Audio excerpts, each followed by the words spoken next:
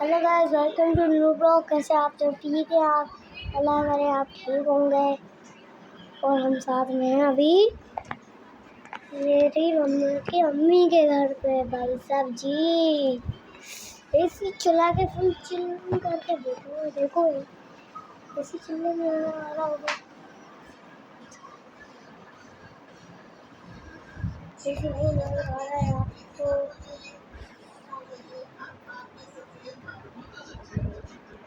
AC तो है भी नजर आ रहा होगा। आप घर करें आप ठीक हो ही गए। अभी हम ब्लॉग में आ रहे हैं।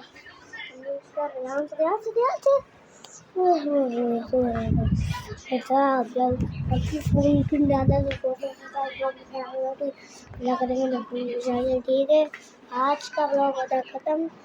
जल्दी से लाइक सब्सक्राइब करो, शेयर बटन पे डालो। जल्दी से स्टार्ट हो।